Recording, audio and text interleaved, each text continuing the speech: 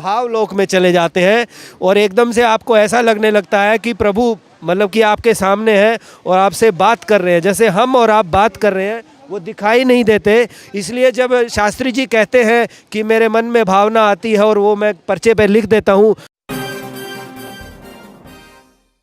यहाँ पे और भी कई हमारे साथी लोग मौजूद हैं, उनसे भी बातचीत करेंगे और जानने का प्रयास करेंगे कि उनके साथ क्या घटनाएं घटी हैं। आइए, नाम और कहाँ से आए हैं? मेरा नाम हैप्पी है और मैं उत्तराखंड से आया हूँ। अच्छा। और यहाँ पर लगभग मैं 8 बार आ चुका हूँ, जिसमें मतलब 8 मंगलवार की पेशी और 8 शनिवार की पेशी, अगर टोटल करें तो आप 16 पेशी हो जाती हैं। अच्छा। और मैंने अनुभव किया है कि जैसे जैसे आपका मतलब कि हनुमान जी के प्रति जुड़ाव बढ़ता जाता है, वैसे वैसे वो आपसे बात करने लगते हैं। मेरे साथ एक ऐसी घटना घटी कि मतलब बहुत ही अद्भुत घटना घटी।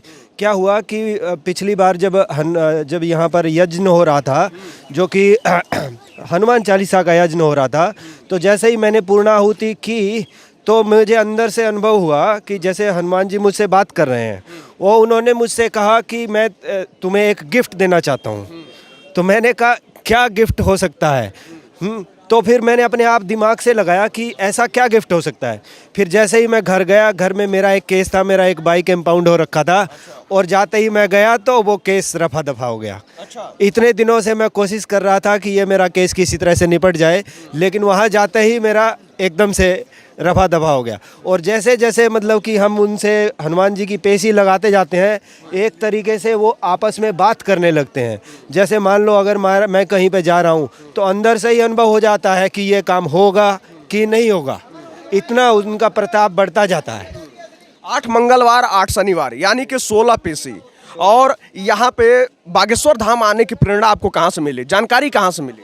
मैं एक बहुत लंबे समय से साधना के पथ में हूँ, लगभग 25 साल से मैं साधना के पथ में हूँ। इससे पहले मैंने 3 साल तक कामाख्या में रहकर साधना की है। कामाख्या भगवती के दरबार में मैंने 3 साल तक, जिसको प्रॉपर तपस्या कहते हैं, वो किए मैंने। और वैसे मैं बीटेक इंजीनियर हूँ, कंप्यूटर इंजीनियर हूँ, तो मतलब कि हर चीज़ को मैं साइंटिफिक तरीके से करता हूँ। मैं ऐसे नहीं कि बस करने लग गया, जाप करने लग गया। तो वहाँ भी मैंने बहुत साधन भजन किया वहाँ भी, लेकिन मेरी प्रॉब्लम का सलूशन कहीं नहीं हो रहा था, कहीं भी नहीं हो रहा था। तो इतना मैं उक गया कि मैंने अपना मतलब कि नौकरी छोड़ दी, जॉब छोड़ दी, और आज के टाइम में गंगा किनारे उत्तराखंड में रह रहा हूँ। इतना मैं इस दुनिया से इतना मैं निराश हो गया था कि मैं अपना सब कुछ छोड़ के गंगा के किनारे चला गया था। परिवार भी छोड़ दिए थे? मैंने 5 साल से परिवार भी छोड़ दिया था। इतना हो गया था कि मुझे जीने का कोई, जीवन में कोई रस नहीं है, इतना निराश हो गया था मैं।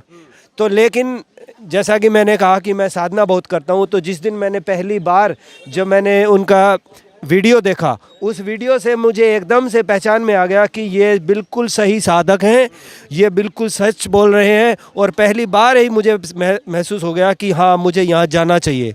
यूट्यूब के माध्यम से आप वीडियो देखे थे? यूट्यूब के माध्यम से मैं वीडियो देखा था, लेकिन मेरी नज़र इतनी पार की है कि मैं 1 मिनट में समझ जाता हूँ कि कहाँ पर झूठ बोला जा रहा है और कहाँ पे सत्य है। इतने सारे इस दुनिया में इतने सारे कथावाचक हैं, बहुत सारी जगह है, मैं कहीं नहीं जाता हूँ। मेरी आंखें ऐसी हैं कि मैं सिर्फ एकदम से पहचान लेता हूँ कि ये सही चीज़ है, वहीं पर मैं जाता हूँ। और आज तक मैंने 10-15 साल में सिर्फ ये दूसरी दीक्षा ली है। गुरुदेव से फिर मैंने दीक्षा ली, जब से मेरे काम बनने शुरू हुए तो गुरुदेव से मैंने दीक्षा ली। और अभी 17 तारीख को उन्होंने एक और साधना की दीक्षा दी है, वो साधना की दीक्षा दी। और उसके बाद भी मुझे अद्भुत अनुभव होने लगे। सन्यासी बाबा जी मेरे से साक्षात, मुझे ऐसा महसूस हुआ, बातचीत करने लगे। अभी मैं देख रहा था, आप शुरुआत में जब बातचीत कर रहे थे तो आपके रोए जो है वो फूट गए थे। बिल्कुल सच, क्योंकि साधना का उनका ऐसा प्रभाव है कि आप एकदम से भावलोक में चले जाते हैं और एकदम से आपको ऐसा लगने लगता है कि प्रभु मतलब कि आपके सामने है और आपसे बात कर रहे हैं, जैसे हम और आप बात कर रहे हैं, वो दिखाई नहीं देते। इसलिए जब शास्त्री जी कहते हैं कि मेरे मन में भावना आती है और वो मैं पर्चे पे लिख देता हूँ, तो मैं उससे बिल्कुल 100% आइडेंटिफाई कर सकता हूँ, क्योंकि मेरे साथ भी लगभग ऐसा ही होने लगा है कि जो बात होती है वो एकदम से अंदर से बात बोलने लगते हैं कि हाँ भाई, ऐसे कैसे हो सकता है कि मैंने पूर्णाहुति दी और पूर्णाहुति देते ही उन्होंने कहा कि मैं तुमको एक गिफ्ट देना चाहता हूँ। और मैं सोच में पड़ गया कि ये गिफ्ट क्या हो सकता है। तभी लेकिन उसी पल उसी क्षण मेरे दिमाग में बात आया कि हाँ वो पिछला जो केस था वो हो सकता है। और जाके जैसे ही मैं कोर्ट में गया और तो उन्होंने कहा भाई 10/10/2022 को आपका केस क्लियर हो गया है। हाँ, और वहाँ से मैं अपना करके अब मैं आगे की कार्रवाई कर सकता हूँ, अपनी लाइफ आगे जी सकता हूँ। इसलिए मैं बहुत बहुत प्रभावित हूँ।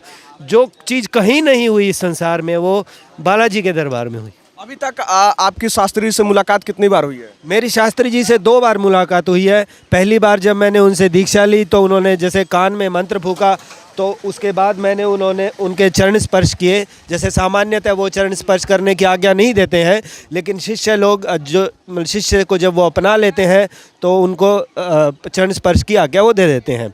अब 2-3 दिन पहले जब भभूति विचरण कर रहे थे तो मैंने अपनी बात बोली उनको, और उन्होंने मेरे को सुना और वहीं से उन्होंने बता दिया कि इसका आप ऐसे करो। तो मुझे अभी विश्वास है कि जो उन्होंने कहा है वैसा अगर मैं करूँगा तो मेरा और उन्नति जीवन में होगी। तो अभी आप अपने परिवार के साथ हैं?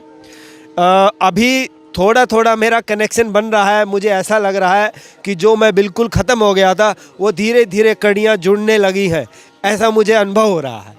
तो अभी आप बताएं कि आप बीटेक किए थे, सॉफ्टवेयर इंजीनियर, आईटी सेक्टर में काम भी करते थे, तो कौन सी कंपनी में काम करते थे? मैं वैसे सॉफ्टवेयर इंजीनियर फील्ड में काम नहीं किया। मैंने इंटरनेशनल कॉल सेंटर में काम किया, जिसमें मैंने कंसेंट्रिक्स नाम की कंपनी में काम किया, और उसमें हमारा प्रोसेस था वर्जिन मीडिया जिसके सीईओ हैं मिस्टर ब्रैंसन समथिंग है, वो उनका स्पेस शिप लॉन्च करने का भी उनका प्रोग्राम है।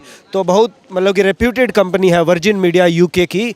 तो यूके की कंपनी का काम हमारे पास था, वहाँ मैं क्वालिटी एनालिस्ट था उसमें। बिल्कुल। तो अभी आप अपने जीवन यापन के लिए क्या करते हैं? अभी मैं ऐसा करता हूँ, मेरा इस प्रकार का स्वभाव हो गया है कि मैं 3-4 साल जॉब करता हूँ और फिर उस पैसे को लेकर मैं कहीं साधना में निकल जाता हूँ।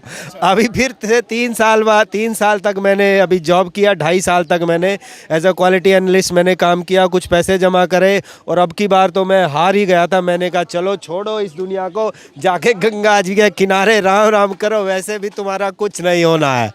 तो इतना हताश होने के बाद जब मैं यहाँ आया तो मुझे अभी लगने लगा है कि शायद मैं भी ज़िंदगी में कुछ मैं आनंद ले सकता हूँ और कुछ कर सकता हूँ, कुछ मेरा हो सकता है। मुझे ऐसा लगा कि जिसका कोई सहारा नहीं, शायद बालाजी ने मुझे सहारा दे दिया है। तो अभी आपने बताया कि इतने सालों से जो है साधना की है आप, और कई लोगों से संपर्क किए, तो शास्त्री जी से मुलाकात के बाद और इनके साथ जुड़ने के बाद आपको क्या अलग महसूस हुआ बाकी लोगों के कंपैरिजन में? अलग महसूस होने का यह बात है कि मनुष्य का दिमाग या मन तो कुछ भी बनाता रहता है, लेकिन जो मैं क्रेडिबल चीज़ मानता हूँ वो ये मानता हूँ कि जो आपके काम हैं, जो आपकी समस्याएं हैं, जिसकी वजह से आपकी ज़िंदगी रुक गई है, या फॉर एग्जांपल अगर आपको कुछ पैसा चाहिए, या आपका शादी नहीं हो रहा है, या कुछ ऐसा हो रहा है और वो रुका हुआ है, तो आपका जीवन रुक जाता है, क्योंकि आपकी मन की इच्छा तो वही है लेकिन वो पूरी नहीं हो रही है, तो एक प्रकार से जीवन रुक जाए। तो अब वो सब क्लियर हो रहा है। अब जैसे जैसे मन की इच्छाएं हैं वो पूरी होती जा रही हैं, तो फिर आप मनुष्य को जैसे इंसेंटिव मिलता जाता है कि हाँ ये मुझे मिल गया, अब मैं और चाहूँ, अब हाँ, तो जिससे जीने की ललक बढ़ जाती है। जैसे मेरे जैसे लोग जिनकी जीने की ललक बिल्कुल जीरो हो गई थी, उनमें अब वो जागृत होने लगी है। और कथा और दूसरी बातों से क्या होता है? बातों से कुछ नहीं होता है। मुझे तो सबसे बड़ी बात यह है कि कुछ जीवन में घटित हो रहा है, कुछ हमारे बात काम बन रहे हैं, हम आगे बढ़ रहे हैं, बस वही है। बिल्कुल। तो आप सबने जाना कि किस तरीके से इनके जीवन में यहाँ से जुड़ने के बाद परिवर्तन आया, और शास्त्री जी से मुलाकात के बाद इनका क्या खुद का अनुभव रहा, और किस तरीके से इनकी जो अर्जी थी उस पर काम होना भी शुरू हुआ। यह है बालाजी की कृपा और शास्त्री जी के ऊपर भक्तों का विश्वास।